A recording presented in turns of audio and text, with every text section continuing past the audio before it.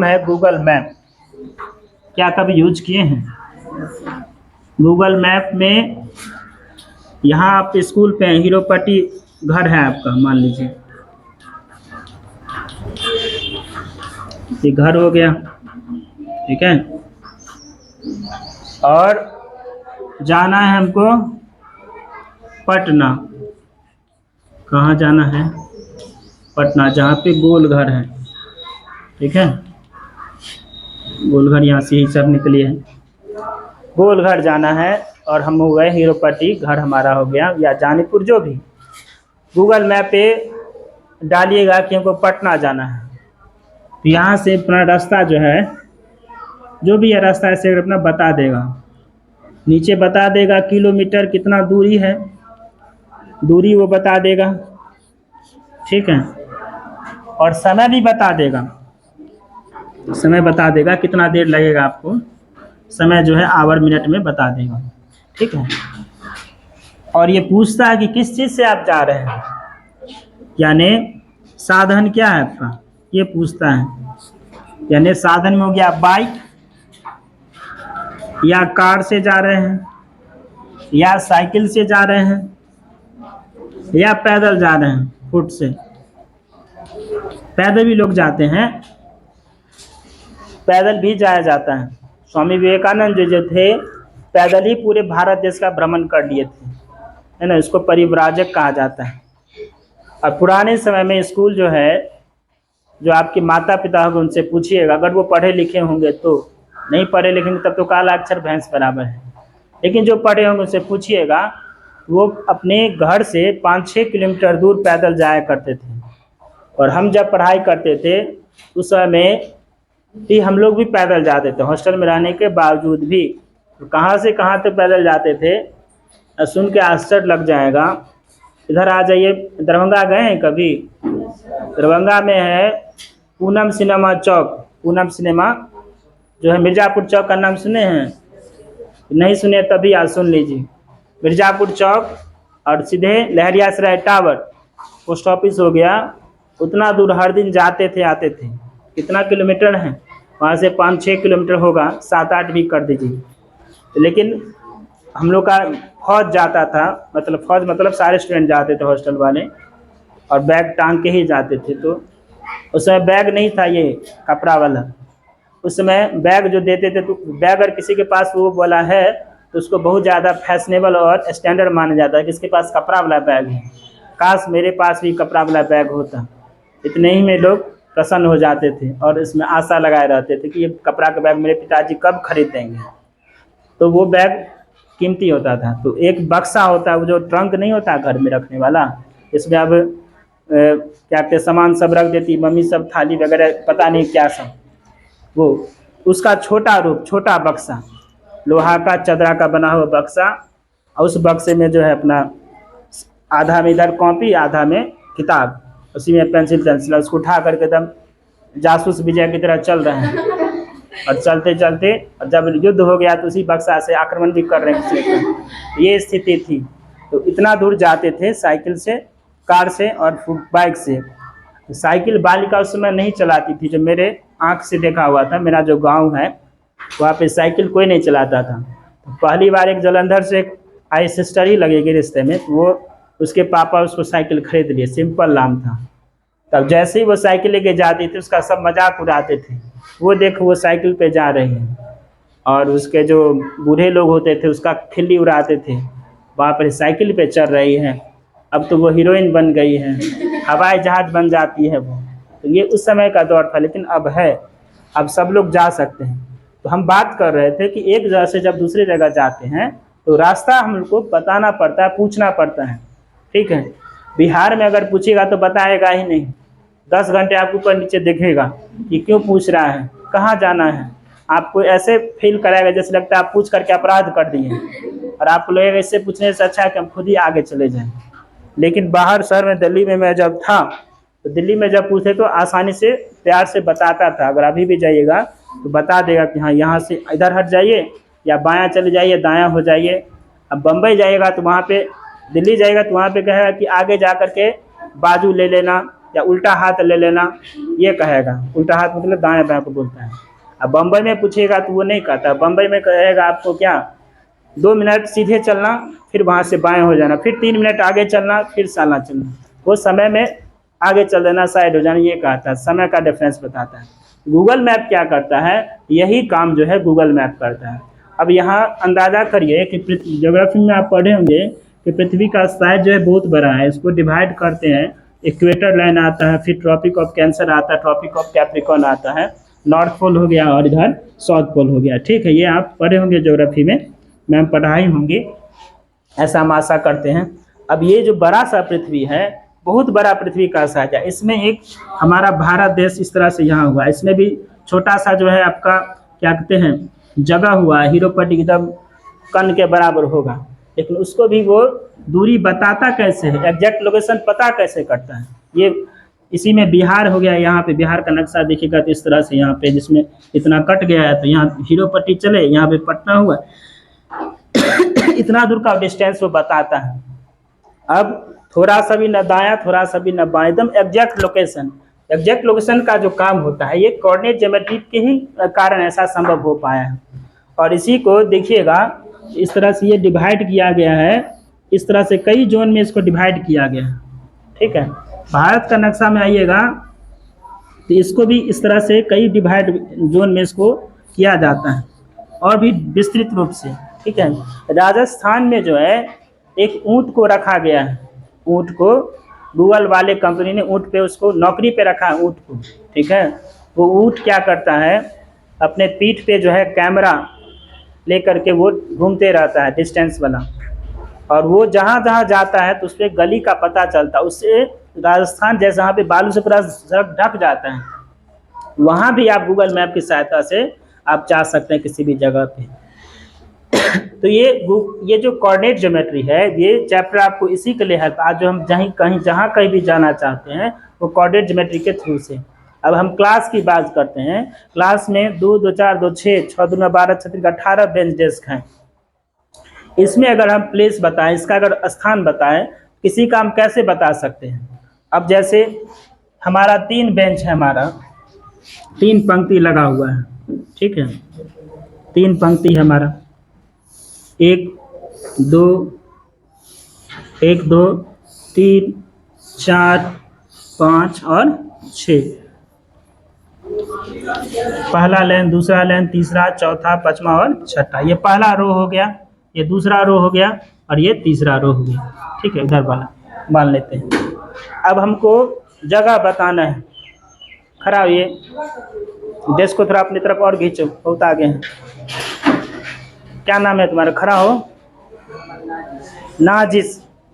अब देखिए नाजिस का जो है लोकेशन बताना है कि किस पॉइंट पे है नाजिस का। तो किस रो में वो बैठा हुआ, किस पंक्ति में बैठा, पहला, दूसरा, तीसरा, किस में? पहला में। ठीक, पहला में भी 6 गो बेंच है, 6 गो में भी, इसमें भी 3, इसमें भी जो है 6 में सब पे 3 3 तो बैठा हुआ है ना। 1 2 3, इसका पॉइंट कौन हो जाएगा? पहला वाला मानेंगे ना। तो नाजिस का जो प्लेस होगा ये 1 वाला होगा। ठीक, बैठ जाइए। अब खड़ा हुआ संजू। संजू का कौन सा रो में है? दूसरा रो में। पहला, दूसरा, तीसरा, तो संजू का कौन सा हो जाएगा? इसका सिर्फ दूसरा ही बोलने से नहीं पता चलेगा। दूसरा पंक्ति में दूसरा नंबर, पहला बेंच दूसरा नंबर, ये भी है पहला, फर्स्ट का दूसरा, दूसरा रो, दूसरी पंक्ति और पहला लाइन में दूसरा, ये कहना पड़ेगा। बैठ जाइए। इसी तरह से आप खड़ा होइए नासरीन। इसका कौन सा पंक्ति में हो जाएगा? तीसरा में। इसमें कौन सा? पहला हो जाएगा। अब बैठ जाइए। और पहला पंक्ति का पहला, तीसरा पंक्ति पहला का पहला हो जाएगा। ये सारा लोकेशन इसका दिखाया जाता है। इसी तरह सबका दिखाया जा सकता है, और यही कोऑर्डिनेट ज्योमेट्री आपको बताएगा प्रैक्टिकली कि किसका कौन सा जगह है। ठीक है, इसी तरह पूरे क्लास का हम एक पॉइंट बता सकते हैं कि कौन कहाँ पे बैठा है, एग्जैक्ट लोकेशन बताया जा सकता है। ठीक है, तो ये हमारा कोऑर्डिनेट ज्योमेट्री जो है इसी पे फोकस करेगा, प्रकाश डालेगा। और ये चैप्टर जो है बहुत ज़्यादा इंटरेस्टिंग है। इससे आप पता कर सकते हैं आगे इसमें नक्शा बनाना, 8 क्लास में नक्शा बनाना भी आप सीखे थे। जिसमें घर का नक्शा बनाए थे, स्कूल का नक्शा बनाए थे, वो भी कोऑर्डिनेट ज्योमेट्री का ही एक पार्ट था। ठीक है, अब आइए कोऑर्डिनेट ज्योमेट्री को देखते हैं इसमें क्या होता है।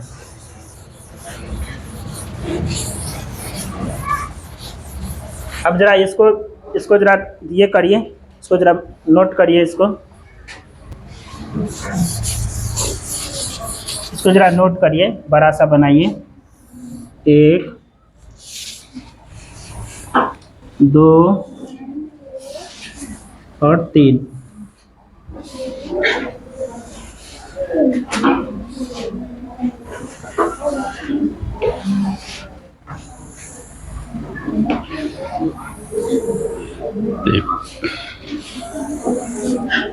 एक 2 3 4 5 और 6। ठीक है, पहला, दूसरा और तीसरा। पहला, दूसरा, तीसरा, चौथा, पांचवा, छठा। ठीक है, सबसे पहले कौन बैठा है? नाजिस। लिखिए यहाँ नाजिस। इसके बाद क्या नाम है? क्रिस। क्रिस। इसके बाद कौन है? गणपत। लिखिए गणपत। ठीक है, इसी तरह से इसमें क्या नाम हुआ? लक्ष्मी। फिर बीच में, उसके बाद इधर फिर आयशा, फिर क्या? निशा, प्रवीण। ये हो जाएगा। इसको जरा कंप्लीट करिए, 2 मिनट में बनाइए सब लोग। निर्देशांक ज्योमेट्री का जो है पहला जो क्वेश्चन है, एक अन्य व्यक्ति को आप अपने अध्ययन मेज पर रखे टेबल लैंप की स्थिति किस तरह बताएंगे? मान लीजिए कि ये टेबल हो गया हमारा, टेबल है हमारा, और यहाँ पे आपका टेबल लैंप रखा हुआ है।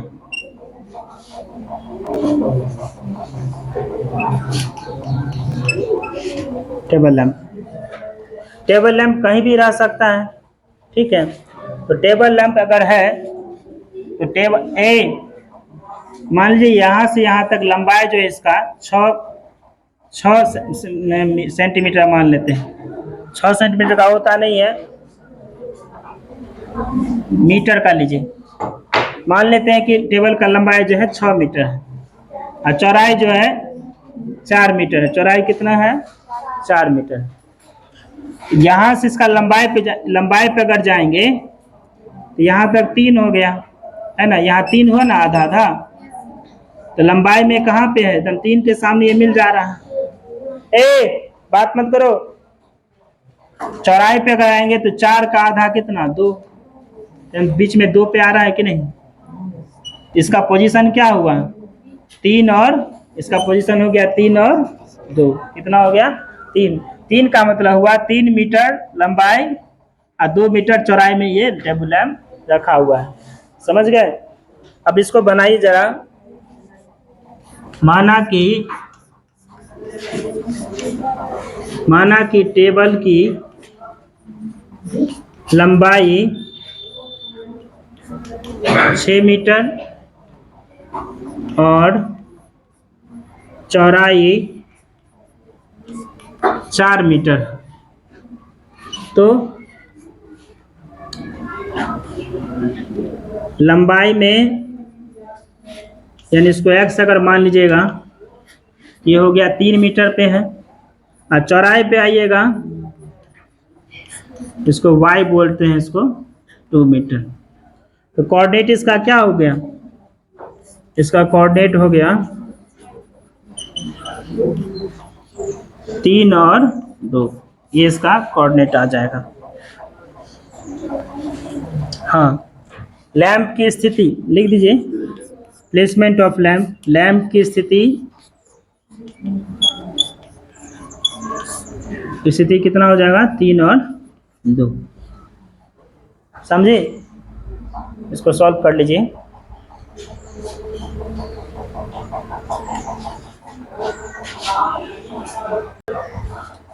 मान लीजिए कि ये टेबल हो गया हमारा, ठीक है।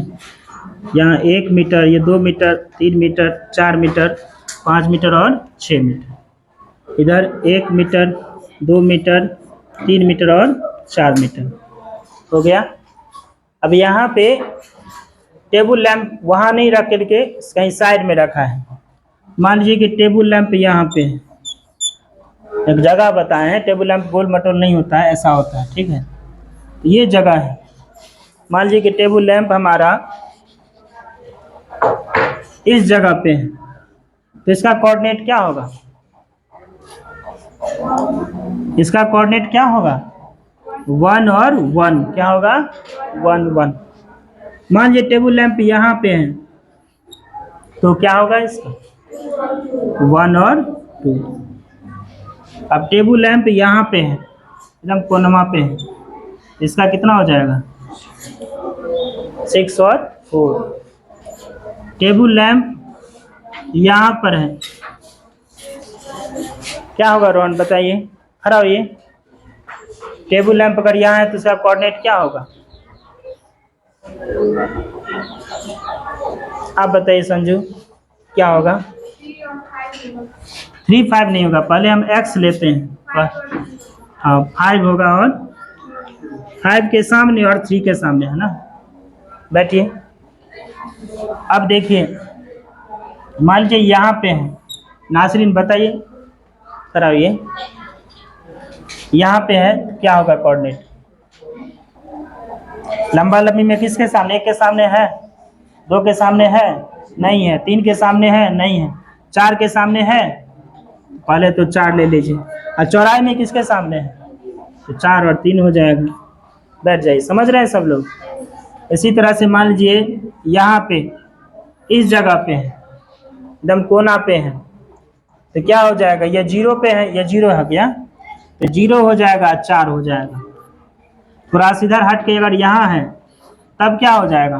1 और 4 हो जाएगा। समझ रहे हैं सब लोग? ये कोऑर्डिनेट ज्योमेट्री में यही प्लेसमेंट बताने का है, जगह बताने का इसमें बताया जाता है, और इसमें कुछ नहीं है। अब देखिए, इसमें जो सबसे मेन चीज़ है, ये लिख लिया सब लोग।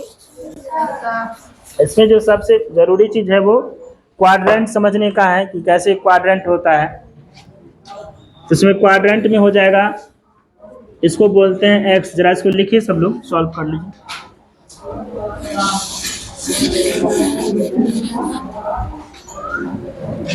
इधर हो गया आपका y। एक इसको हॉरिजॉन्टल वे बोलते हैं, इसको हॉरिजॉन्टल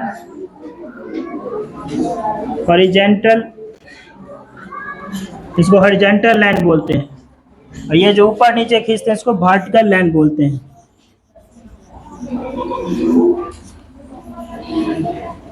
ठीक है। सबसे बीच में होता है 0, इधर होता है 1 2 3 4 5, इसी तरह चलता चला जाएगा। -1 -2 -3 -4, इसी तरह ऊपर जाएगा 1 2 3 और 4, -1 -2 -3 -4 -5, इसी तरह से चलता चला जाएगा, है ना। इसको बोलते हैं x एक्सिस, इसको बोलते हैं y एक्सिस। अब इसको जो है क्वाड्रेंट में डिवाइड किया गया है। इसको बोला जाता है फर्स्ट क्वाड्रेंट, इसको बोला जाता है सेकंड क्वाड्रेंट, इसको बोला जाता है थर्ड क्वाड्रेंट, इसको बोला जाता है फोर्थ क्वाड्रेंट। अब जरा लिखना बंद करिए, 1 मिनट, जरा ध्यान दीजिए, फिर लिखिएगा। फर्स्ट क्वाड्रेंट में जो है, इसमें क्या है? प्लस साइन है। इसमें क्या है? प्लस। इधर क्या है? माइनस। इधर क्या है? माइनस। इसका स्थान हमेशा x पहले आता है, सो ध्यान रखिएगा। तो फर्स्ट क्वाड्रेंट का चिन्ह क्या हो जाएगा? प्लस, इसमें प्लस। सेकंड, ये जरा देखिए, ध्यान दीजिए, बाद में लिखिएगा। सेकंड क्वाड्रेंट में x पे क्या है? माइनस। अब प्लस में y में है प्लस, तो प्लस हो जाएगा। थर्ड क्वाड्रेंट में आइए, एक्स में और वाई में, इसका ये चिन्ह हो जाएगा। फोर्थ क्वाड्रेंट में, और ये इसका क्वाड्रेंट हो गया। ठीक है, इसको आप सॉल्व लिख लीजिए, सॉल्व कर लीजिए।